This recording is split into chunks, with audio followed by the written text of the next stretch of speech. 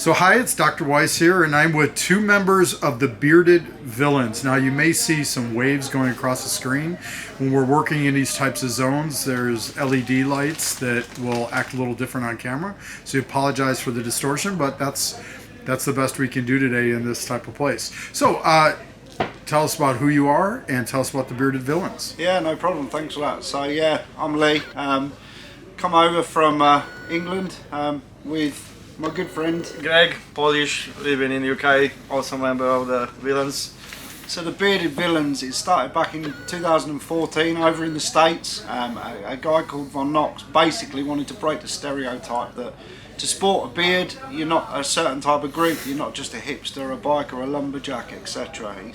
He wanted to bring people from different walks of life all together, and he created this brotherhood. And then between us, what we do is it's all about respect, charity, family, and ultimately the betterment of mankind. Yep. So that's it in a nutshell. Yep. No nations, no borders, just brothers. That's what it's all about. Can you say that again? No nations. No nations, no borders, just brothers. No nations, I suppose. Now, is tattooing part of their team? Part of it? Is it your own thing? Is it just most of the people with beards are rocking tattoos? Like, you want to talk a little bit about that? So yeah, a thing that we kind of become loyal to each other, and a kind of a mark of our loyalty is the emblem, the cross swords that we have. So as you can see on Greg's leg here. That's it. Yeah. Okay, let me hold on. There it is, the Bearded Villains.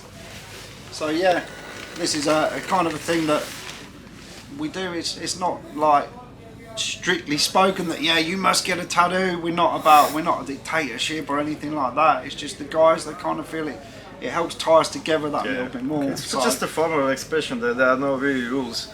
So in our chapter we have people from all walks of life. We have artists, we have car mechanics, we have bikers as well. We have military guys. We have and this is just a place where everyone is welcome. And for example, me, I'm Polish. I live in UK. And on the day one, people welcomed me with open arms. There was hugs. There was like, yeah, you're part of us. This is it. Yeah, that's cool. That's amazing. Do you find that being part... Let me go into this another way. Do you bump into stereotyping about you on a daily basis? Do you feel that sometimes you're not treated fair in a workplace or in a social environment because of the beards and because of who you are? Yeah, I feel there's a certain element of it. I think it's not as bad as it used to be, but there's still a certain element of it, unfortunately, in society.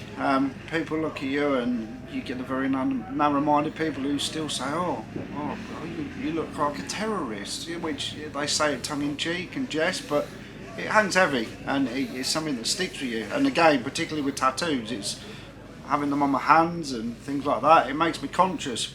And again, in the society we live in, you should be able to freely express the person that you are. Just because I have ink on my hands, it doesn't make me a different person. Yeah.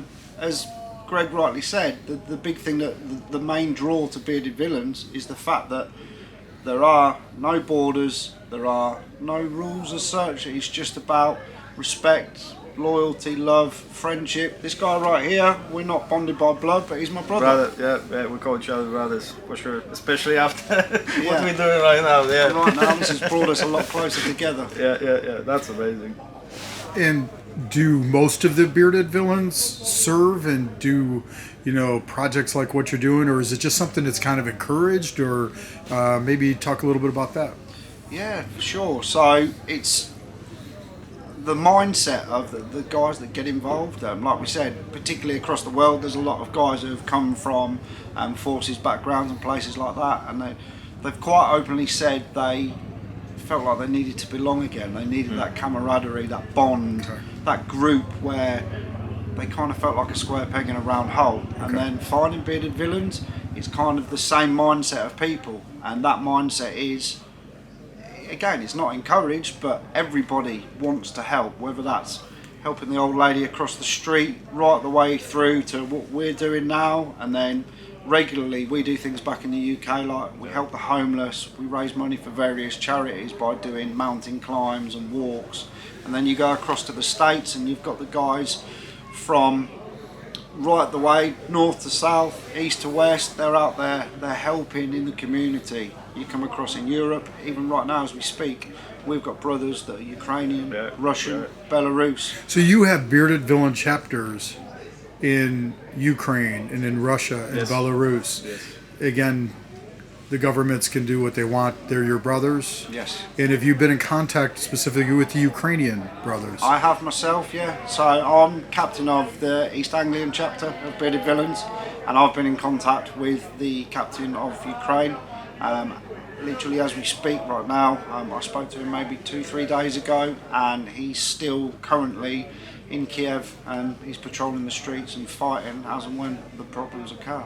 Have you lost any of your brothers in the war? Touch wood. Gladly not yet. No.